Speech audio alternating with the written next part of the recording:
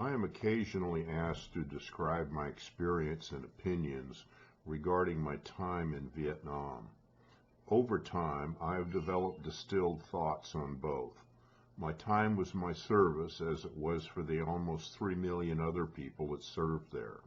Like most, I have very mixed feelings. I am proud of my service, sickened by the senior leadership that sent us and kept us going there in a knowingly lost cause, knowing to them, not to us. As hogs in the processing plant, we climbed the chartered aircraft and flew west to do the nation's bidding. But ultimately, I am proud and satisfied with my time spent. How many Vietnamese and American lives were spent to maintain our leaders' deception? I would designate a special place in hell for LBJ, Robert McNamara, and several of the generals and admirals who knew we were throwing good lives against great lives, afraid to reveal the truth and unable to answer the basic moral call of ethical leadership.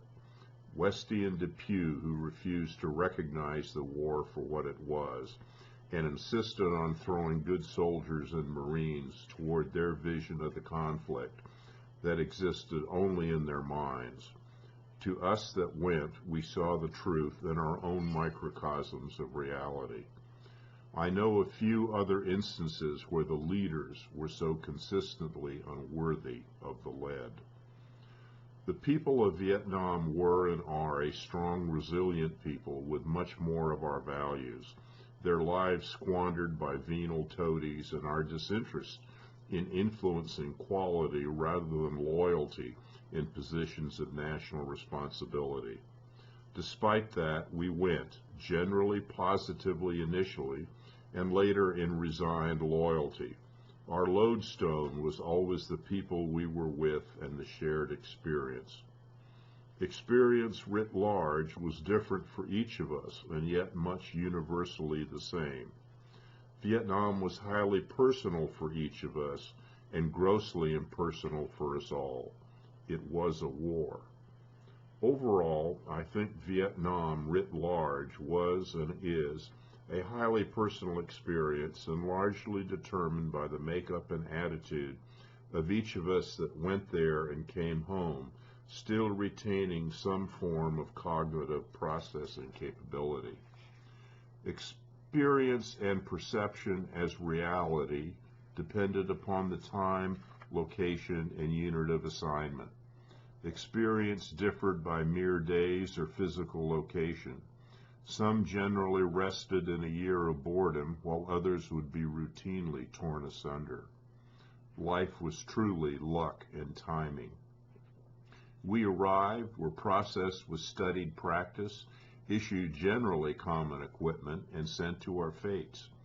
We learned the intricacies of reading a 1/50,000 military map with checkpoints and impossible contour lines. Maps became our compass and sweat the fuel of our progress. The company street became our resort living, clean fatigues, semi-shine boots, and mess hall chow. Hooch maids giggling over laundry tubs, thoughts of home and those behind. The fire base, piss tubes, incoming, outgoing, swarms of rats, antenna farms over Connex containers, emplacing fougasse and claymores, the shit burners and tornadoes of dust kicked up by sling-loaded Chinooks and inbound Hueys shaking and vibrating to take us elsewhere. The Agent Orange we sprayed without discretion because we knew no better. The lifers with starch fatigue, shine boots, soft hats, and soothing words, unless you were 3,000 feet below and not moving fast enough for them. The calendar was our common denominator, 12 months for Army and 13 for Marines, unless wounded or killed sooner. We saw and tasted our own dictated geographical and situational environment, as well as the deep green, open deltas and rugged green mountains and blasted hills of the land. We saw the effect of our various technologies and application, and thank God we were not on the other end. Occasionally we were. We gained a greater respect for the small, dirty, half-starved, and fully competent enemy we met, as worthy as we. Some of us, operating with the indigenous population, uniformed and otherwise, saw the extent of human nature on the population, the venal, the sublime, and those most worthy of our trust. It was an experience and exposure that most sequestered in their camps would not see. For that, I am most grateful. I gained immense respect for those of a different color, but with the same shared values. They became our refugees and greatly enhanced our population and national character. Regardless of time and place, we, the infantry, the grunts, Marine and Army, generally rucked up with incredible loads, mounted the UH-1H helicopter steed, shook and shuddered our way to a place we did not know, but would always remember. We experienced heat, thirst, cold, wet, hunger, and a myriad of uncivilized events and personal insults. We slogged and climbed and slid and saw all of the green and none of the green. We just did it. We explored the wonders and degradations of sea rats and 20-year-old cigarettes, warm beer made worse by the lowest procurement bid. We learned to make do in a million different ways and eagerly learned the vet's tips on alternate uses for mosquito repellent, toilet paper, and peanut butter. Swiss Miss and Sea Rat coffee would be our ambrosia in the deep green or the creosote-reeking bunkers. We felt the sudden cacophony of fire at the initial contact, the discordant explosions of both sides' weaponry, and the deep fear and demands on self-control. Boots under the ponchos, parts scattered in trees and craters and lumps of flesh, cotton and swarming flies. The immensely satisfying crump of friendly artillery, and the shower of leaves, bark, and mud, a warm blanket for the soul. The face once seen for a nanosecond of combat time, to remembered forever from a deep, long-retired sleep. The knowledge that race, religion, and social standing is 100% irrelevant in the corpus of combat. The Ville, with its exotic mysteries, owl's eyes flowing behind the Vespas, grasping hands from the recesses of thatch bars with booming music, accentuated our time.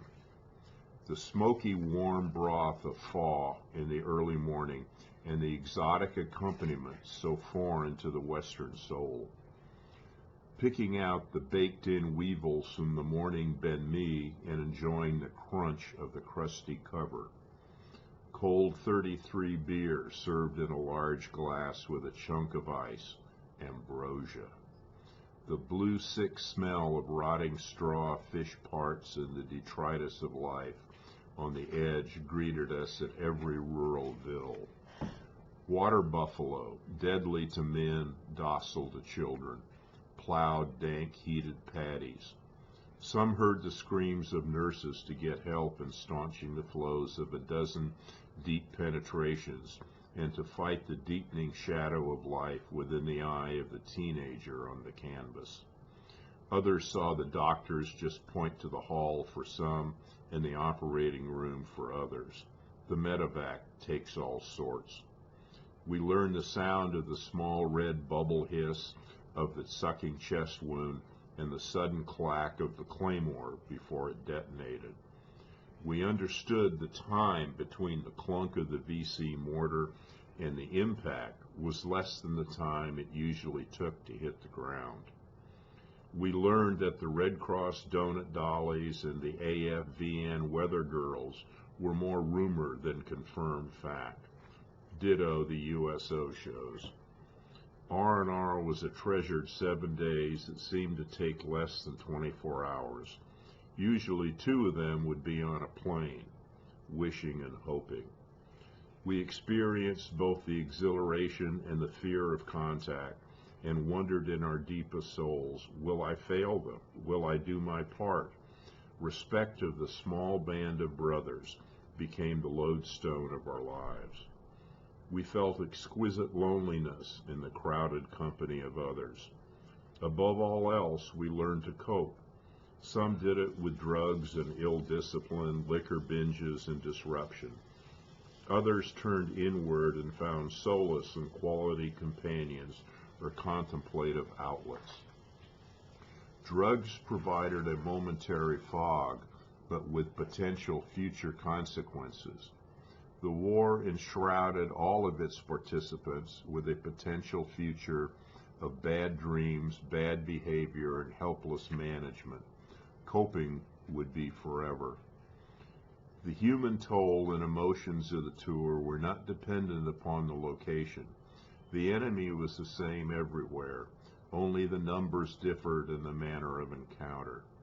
Regardless, mortality was always a momentary thing, and then it passed, for the moment.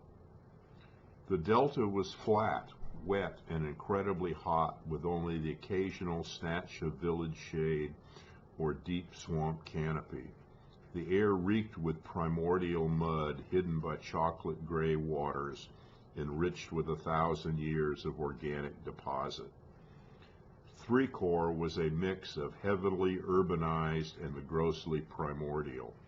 Civilization coalesced with all of its smells, colors, and exotica, so foreign to the Western experience. The jungle was deep, obscure, and decidedly deadly, with an arsenal of human, animal, and insect predation. Two Corps was rolling grass and tree-covered hills and plains. Coastal villages reeking of nookmom and salt air. Mountains in the west bordering the unpromising land and sanctuaries beyond. The krakens lurking in their caves occasionally to come forward and feast on our remains. I Corps was the conventionalist paradise, unless you were there. Big units and big guns, mostly theirs and not ours. Not a fun place unless you were a senior with ice cream, air conditioning, and an office at 3,000 feet. Universal to all was the red laterite dust and dense, humid tendrils seeping from the ground, the pounding rain of the monsoon, and the incredibly dancing vermilions and golds of a sunset. We all awaited the dawn, that meant life, and dreaded the coming dark, the color of potential death. In sum, Vietnam was an experience, and each participant held his or her own unique thoughts on the subject, often in simultaneous conflict. Through the progress of time, I have reached some clarity in my ambivalence.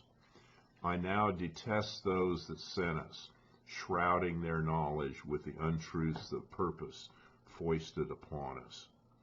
I am immensely proud of those that served with me, from the dedicated professional to the unwilling, dodgeless draftee. They gave 100% when they had to, and understand that each was a crucial part of their very small whole. For whatever was their future life, they served us well then. I'm equally proud of the service of the hundreds of Vietnamese troops that served with me as a junior officer. Though a disastrous event in the jungle to the grinding urban combat of Tet, they were consistently stellar soldiers and led by a man of amazing professional quality that became the model for my future service. Quality knows no ethnicity.